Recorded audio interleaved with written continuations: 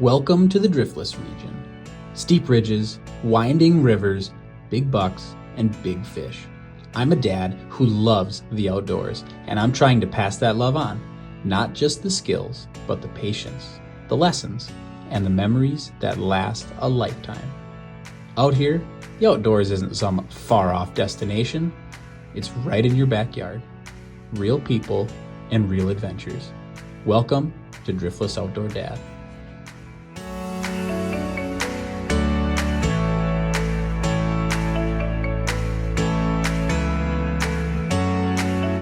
Hello everyone, welcome back to the channel. This is Driftless Outdoor Dad, and we are on some Mississippi River backwater spot here that we've been to before if you watch my videos.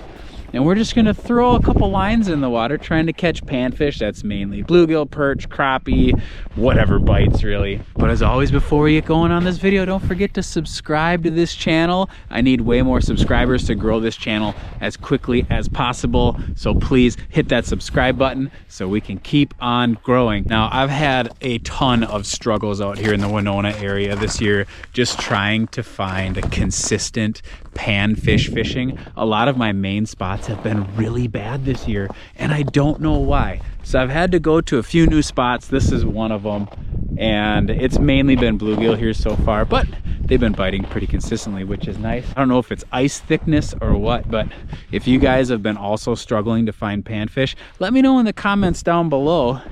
Maybe we can talk about it a little bit, because I'm looking for some new spots in the area to try and find consistent good perch, crappie, and bluegill fishing. So I've talked enough. Here, let's get to some fishing. Here we go.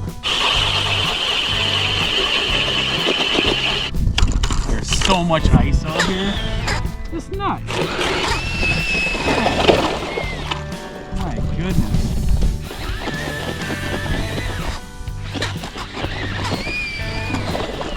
Good golly. Woo. We're out here on another just frigid day.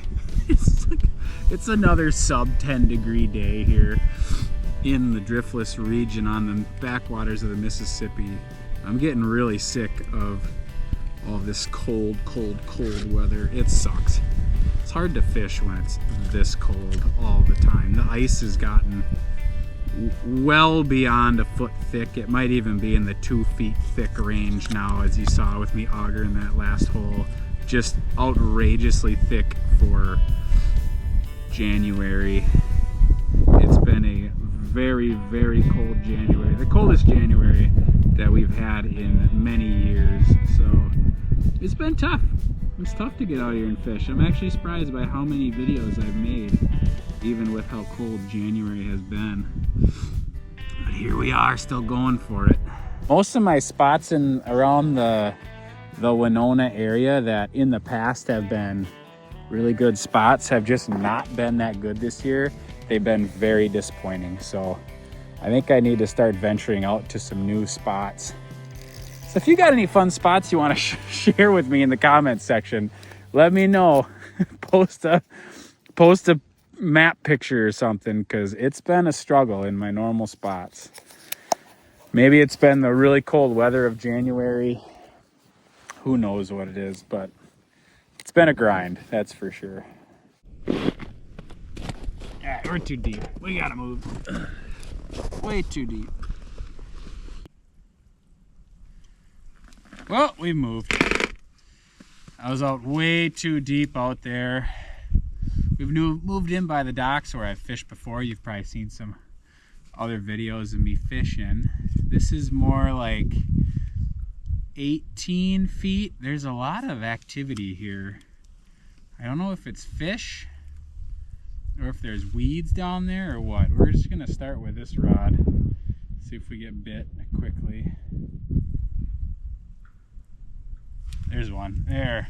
That one came right up from the bottom and smashed it. That's our first fish of the day. See what? It's probably gonna be a bluegill.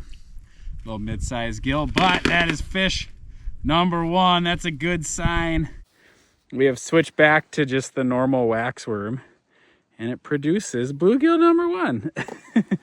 Little guy, but I saw him really well on this Markham there's kind of a lot of fish down there, it looks like. Down there on the Markham. And they're off the bottom by many feet. This is one of the huge advantages of having a fish finder flasher system like this. You can see where these fish are.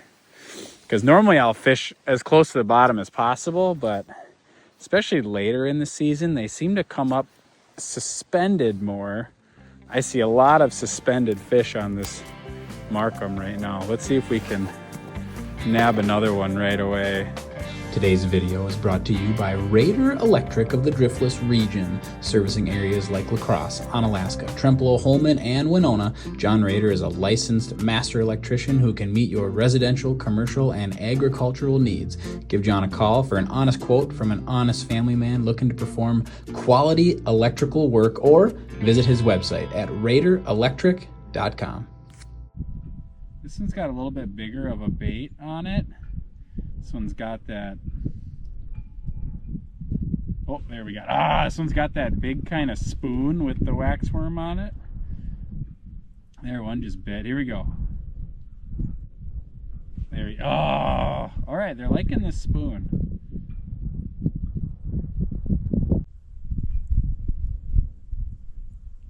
All right, they might have bumped that worm off.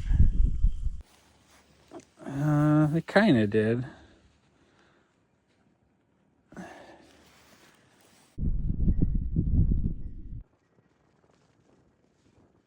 There we got bit. There we go. Yeah. Heck yeah. On again. Get out of the transducer. Not a giant. Oh, there we are. Same size little gill. But something's biting down there. Little guy. There's got to be some big ones down here. I catch a lot of dinks in this spot. All right, let's catch some big ones. I know there's big ones down there. There we go. Oh, that's a big fish. Oh, we got bit by something nice. Oh man, did he get light. That thing felt huge right away. Oh, he's getting bigger again. All right, this is a nice fish. Here we go, here we go, here we go. Oh, it's a bass. There we go. Hey, I was just talking about how I've only ever caught bluegill here. And we get a little bass. Oh, heck yeah. Look at that little guy. Nice, beautiful largemouth bass here out on the backwaters of the Mississippi. Awesome. I love catching bass through the ice. It's a nice little surprise. He's a fat, thick guy, but he's short, but he's really fat. Awesome fish. All right, let's let this guy go, huh?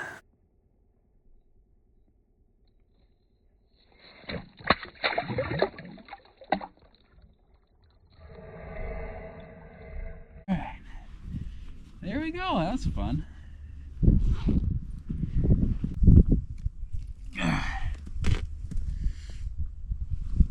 All right, we're gonna change our rod up a little bit here. We're gonna use this rod now. This one has this tiny little white jig on it and a waxworm. Here we go. Let's see if they like this little white jig better than the big spoon.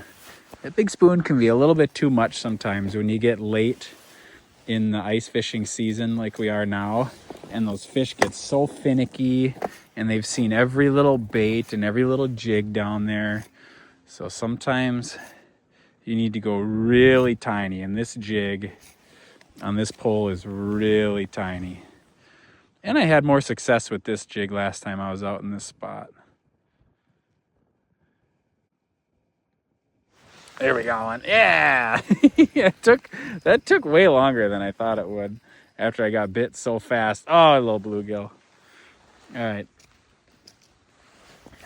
Little gill. This one was on, like I said, that little white jig and the waxworm. The waxworm was covering the hook, of course. Usually they don't bite if you don't cover the tip of the hook like that. So let's get that tip of the hook covered yet again.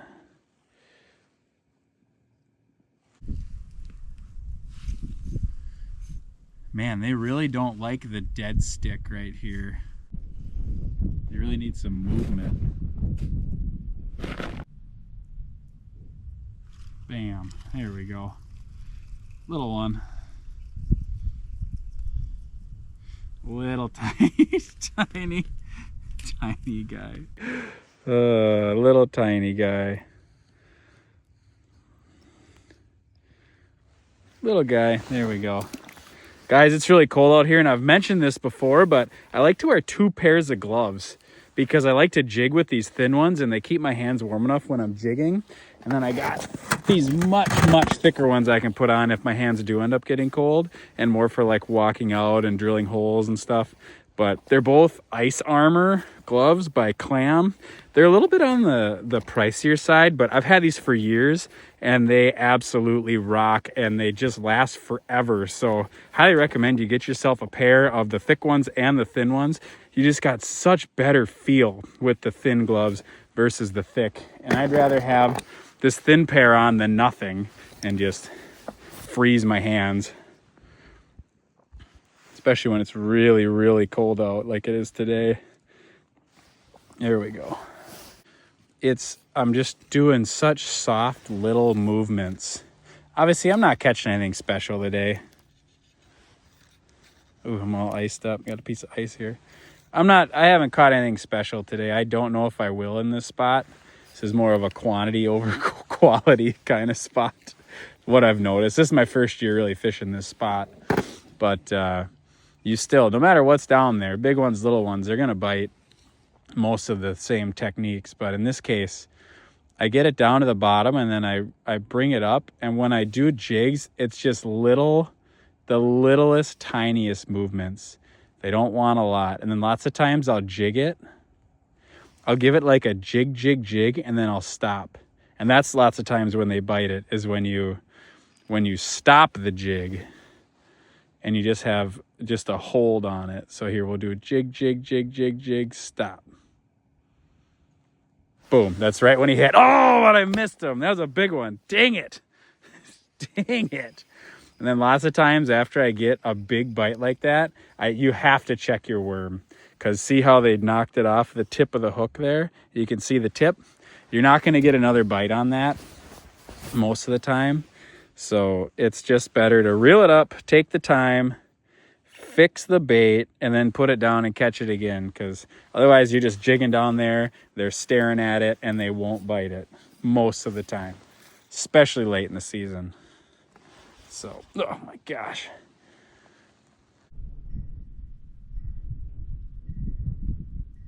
Oh, dude, one came up off the bottom so fast. Yep, and he smashed it. Yeah. Ooh, this is a good one.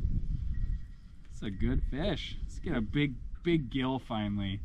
Let's get a big gill up. Big gill up. Oh, yeah. He's not that big. Just a fighter. A little small to keep if we were keeping fish, which we're not today. But there he is. Nice, healthy, mid-sized bluegill. Goodbye.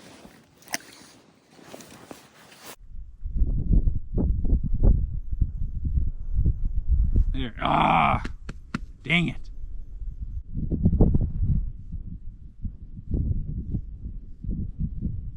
There, I got bit. Finally. Oh, that took so long. That took forever. That fish had to work. Oh, he came off in the deucer. Look at that. Look. He's still in the hole. I see him. He's a little bluegill. It's right in there. There he goes. Little guy. Oh, all right. He escaped. It's all right. He was going to make his way back into the hole anyway. He was just a little guy. All right, I'm calling it quits. I gotta go. Thanks for watching. We'll see you next time.